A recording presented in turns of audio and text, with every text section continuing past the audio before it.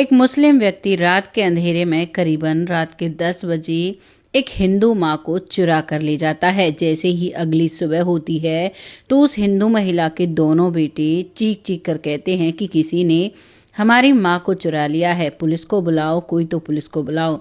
लेकिन जैसे ही वो मुस्लिम व्यक्ति ये शोर शराबा सुनता है, जो कि उनके घर से 2 घर दूर रहता था, वो तभी आता है और कहता है कि पुलिस को बुलाने की जरूरत नहीं है, इनको मैंने चुराया है।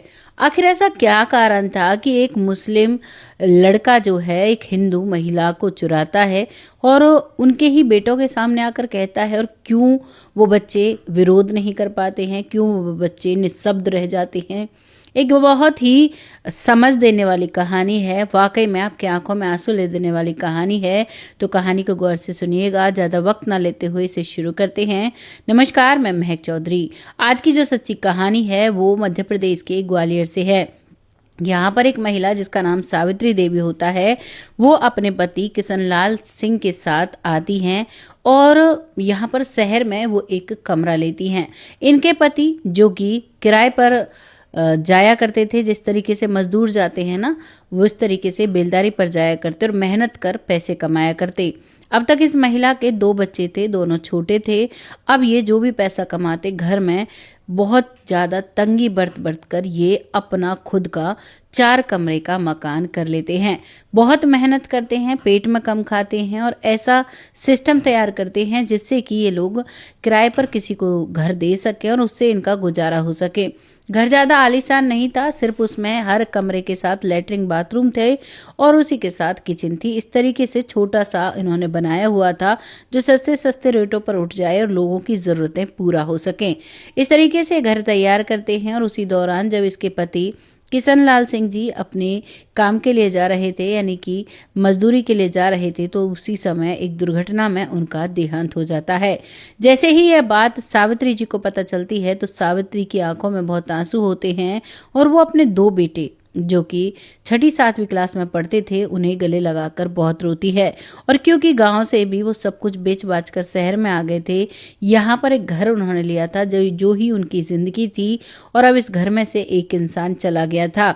सावित्री जो है वो बिल्कुल मजबूर हो गई थी कि अब क्या किया जाए। अब वो जो घर था उस सभी घर के उन सभी कमरों को किराए पर देती है और उन पैसों से अपने बच्चों को पालती है। एक कमरा अपने लिए रखती है, बाकी सारे घर को किराए पर उठाकर रखती है और धीरे धीरे अब उसके बच्चे बड़े होने लगते हैं। उसी दौरान उस कमरे पर एक व्यक्ति आता है जिसका नाम जावेद होता है, जो कि मुस्लिम व्यक्ति होता है। वो भी उस घर में ऊपर वाले कमरे में रहता है। लेकिन यहाँ पर जो जावेद होता है उसकी फैमिली नहीं थी, वो एक अनाथ बच्चा था। किसी दुर्घटना में उसके परिवार वाले सब इस दुनिया से चले गए थे। वो अकेला था और वो यहाँ रहकर अपनी पढ़ाई कर रहा था। अब नीचे जो सावित्री को ये बात पता चली तो वो उसे भी अपने बच्चों की तरह खाना खिलाया करती, अपने बच्चों की तरह लाड लड़ाया करती, कभी कुछ खरीदती तो उसके लिए भी ले आया करती। इस तरीके से जावेद को रखा जाता है। अब धीरे धीरे सभी बच्चे बड़े हो जाते हैं और इसके दोनों बच्चे 12वीं क्लास पास कर लेते हैं और उसके बाद अब छोटी मोटी नौकरियां कंपनियों में करने लगते हैं।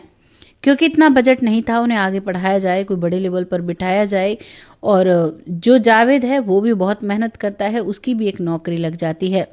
सब बहुत अच्छे से रह रहे थे। अब सावित्री को अपने बेटों की शादी का ख्याल आता है और वो एक ही परिवार से, एक ही घर में से 2 लड़कियों की शादी अपने दोनों बेटों से करा दी जाती है। जितनी उसकी सामर्थ्य होती है उस हिसाब से वो शादी कराती है और शादी कराने के बाद अब सभी बहुत अच्छे से रहने लगते हैं। लेकिन जैसे जैसे वो साथ रहते हैं तो जो बहुएं हैं उनको सास का रहना बिल्कुल अच्छा नहीं लगता। वो सास से बात बात पर लड़ा करती। सास जो कि 88 साल की हो चुकी थी, वो कुछ काम तो कर नहीं पाती है।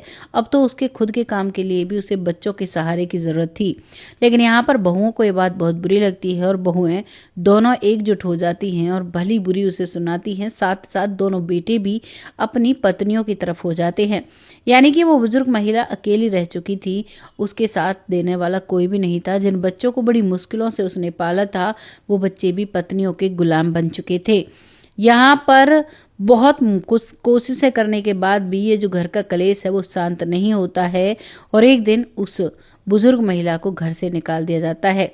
उसी समय पड़ोसी जो हैं वो देखते हैं कि ये क्या हो रहा है। पड़ोसी कहते हैं कि भाई इसे अंदर रखो, ये सही नहीं है, इसने तो तुम्हारे लिए बहुत दुख झेले हैं। लेकिन जो बेटे हैं वो किसी की नहीं सुनते और वो अंदर से दरवाजा बंद कर लेते हैं। सावित्री देवी घर के बाहर बैठी हुई थी, तभी एक व्यक्ति पुलिस को फोन करता है और पुलिस मौके पर पहुंचती है। पुलिस आने के बाद वो सावित्री देवी को खड़ा करती हैं और दरवाज़ा खटखटाती हैं और उन बच्चों में कहते हैं ना फटकार लगाती हैं और कहती हैं कि ये तुम्हारा फर्ज है, इनकी सेवा तुम्हें करनी होगी। वो डर की वजह से माफ़ी मांगते हैं और अपनी माँ को घर के अंदर ले लेते हैं। पुलिस यहाँ से चली जाती है। अब माँ के साथ फिर से वही व्यवहार उनका, लेकिन क्या कर सकते हैं, मजबूर थे। पुलिस का जो डर था, अब वो डिसाइड करते हैं कि भाई करीबन 1 महीने तेरे साथ रह लेगी माँ और 1 महीने मेरे साथ रह लेगी और ऐसे ही जीवन कट जाएगा, क्योंकि घर ही घर में वो दोनों अलग हो चुके थे। और अब वो सास को ऐसे रखने लगते हैं। अब सास को जो भी रखता वही उसकी ना केयर करता ना कुछ करता, और जब भी दूसरे का नंबर आता तो वो लड़ने गुथने लगता कि मैं क्यों रखूं और अभी और रख जा। इस तरीके से कलेश होते हैं। अब वो दोनों भाई मिलकर बैठकर सलाह मिलाते हैं।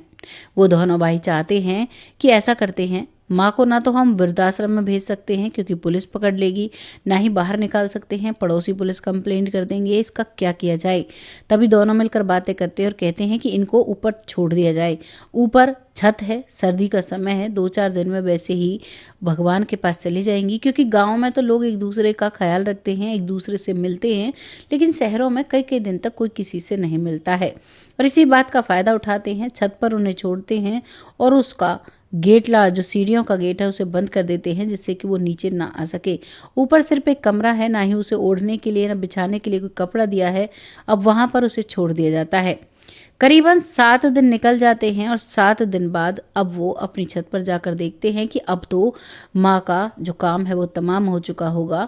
अब उसे उसका अंतिम संस्कार कर देते हैं। इस मनसा से वो बेटे उस छत पर जाते हैं। पीछे पीछे बहू हैं जो बहुत खुश हो रही थी, जो शायद ये भूल गई थी कि बुढ़ापा उनका भी आना है। अगर वो अपनी सास के साथ ऐसा करा रही हैं तो एक दिन उनके साथ भी ऐसा ज़रूर होगा। लेकिन क्या कर सकते हैं, लोगों की सोच बहुत छोटी हो चुकी है। कहने को तो समाज पढ़ा लिखा बन गया है, लेकिन इस पढ़े लिखे समाज में बुजुर्गों की इज्जत नहीं है। अब यहाँ पर वो लोग जाते हैं, चारों लोग देखते हैं ऊपर जाकर तो वहाँ पर कोई नहीं होता है। जैसे ये सब कुछ देखते हैं, दरवाज़ा खोलते हैं, कमरे को चारों तरफ से देखते हैं, बाहर छत को देखते हैं, अब कोई कहीं नहीं दिखता है तो वहीं से रोना पीटना शुरू करते हैं और कहते हैं कि हमारी माँ को कोई चुरा ले गया, हमारी माँ को कोई चुरा ले गया, पुलिस कंप्लेंट करो रे, क्या करो, क्या करें क्या नहीं करें, हमारी माँ को कोई कैसे ले जा सकता है। यानी कि ढोंग वो लोग कर रहे थे, ड्रामा क्रिएट कर रहे थे, जैसे सीरियलों में ड्रामा क्रिएट होता है, झूठा दिखावा। अड़ोसी पड़ोसी सब इकट्ठा होते हैं, वो कहते हैं कि कहाँ तुम उनकी केयर करते थे, अब उन्हें कोई चुरा ले गया तो और भी है, पर ये नहीं पता कि वो सही सलामत हैं या उन्हें कुछ हो गया है। इसी मनसा से वो लोग पुलिस कॉल करने लगते हैं। ये सारा कुछ वहाँ पर जावेद भी देख रहा था, जो कि उसी घर में रहा करता था। लेकिन जब उन लड़कों की शादी होती है तो यहाँ पर वो माँ कहती है कि बेटा अब मैं इस घर को खाली करा रही हूँ, तुम सो जब भी किराया देते हो अपने लिए कोई दूसरा घर तलाश लो। सभी वहाँ से चले जाते हैं, जावेद भी वहाँ से चला जाता है और वो अपने लिए उस घर को छोड़कर तीसरे घर में अपने लिए किराए पर कमरा देख लेता है, जो कि छत पर होता है। अब वो कहता है कि इनकी माँ मेरे पास है, मैंने चुराया है उनको। वो कहते हैं क्यों चुराया, तुमने ऐसी हिम्मत क्यों की, ऐसे उसे लड़ने लगते हैं।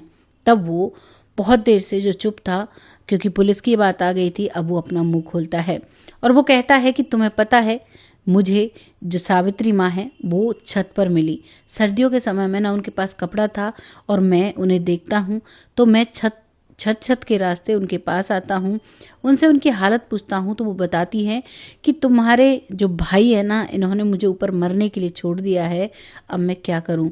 अब वहीं से जो जावेद है वो उन्हें अपने साथ लेकर जाता है और उसी दिन से वो अपने घर में उन्हें रख रहा है। बहुत आराम से अच्छे से वो रह रही हैं, उनकी तबीयत में भी सुधार है। इस बात को पड़ोसी सब सुनते हैं तो सभी उनसे लड़ने लगते हैं कि तुम कैसे बेटे हो, तुम तो बेटों के नाम पर धब्बा हो। अब वो यहाँ पर निःशब्द रह जाते हैं और कहते हैं कि मैं अपनी माँ को रख सकता हूँ और मैं उनके लिए कमा सकता हूँ, तुम्हें इस चीज़ की चिंता लेने की ज़रूरत नहीं है। अब यहाँ पर जो माँ है वो भी आ जाती है धीरे धीरे, जो जावेद की पत्नी है उसके साथ, क्योंकि जावेद की जो पत्नी है वो बहुत प्यार से उन्हें रखती थी, क्योंकि उन्हें पता था कि मेरे पति की इन्होंने कितनी मदद की है।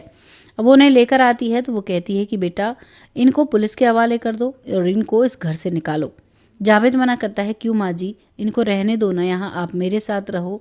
लेकिन यहाँ पर माँ नहीं मानती और कहती है कि इन्हें अभी यहाँ से निकलना होगा, इसके लिए पुलिस कंप्लेंट करो। पुलिस आती है क्योंकि वो जो घर था वो सावित्री के नाम पर था और वो अपने बेटों को अपने घर से निकाल देती है। हालांकि जावेद बहुत मना करता है लेकिन वो नहीं मानती है और वहाँ पर नए किराएदार बसाती है।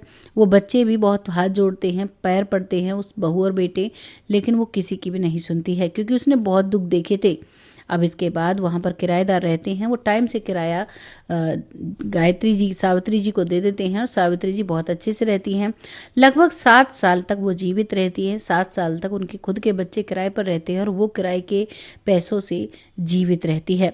जब वो इस दुनिया से जाती हैं तो वो सारा घर अपने उस बेटे, जो उसका मुँह बेला बेटा था जिसका नाम जावेद होता है, उसके नाम पर कर चली जाती हैं और अपनी ज़िंदगी शांति से बिताकर जाती हैं। ये थी एक कहानी, सच्ची कहानी, जिसमें बेटों ने जैसा किया वैसा उन्हें भुगतना पड़ा। लेकिन क्या बेटों ने जो किया था वो सही था? क्या वो इंसानियत के हक में था जो उन्होंने अपनी माँ को बिना कपड़ों की छत पर छोड़ दिया सर्दी की रात में? आपको क्या लगा है इस कहानी के बारे में जानकर? आप अपनी राय कमेंट बॉक्स में ज़रूर लिखिएगा और इस वीडियो को ज़रूर शेयर कीजिएगा। मैं ये नहीं चाहती कि भाई आप मुझे मेरी वीडियोस को शेयर करो, मैं सिर्फ ये चाहती हूँ कि ये वीडियो अगर सबके पास जाएगा तो कुछ लोग लालची भी होते हैं, उन्हें भी एहसास होगा कि अगर हम बुजुर्गों की सेवा नहीं करेंगे तो जो भी कुछ है वो हमारे हाथ से चला जाएगा। जैसे इन दोनों बेटों से इतना बड़ा घर चला जाता है, इसीलिए हमें अपने बुजुर्गों की रिस्पेक्ट करनी चाहिए। हालांकि हमें संस्कारी तौर पर रिस्पेक्ट करनी चाहिए, लेकिन कुछ लोग हैं जिनको लालच की भाषा समझ में आती है और ये कहानी एक बहुत बड़ा एग्जाम्पल है लालच की भाषा का।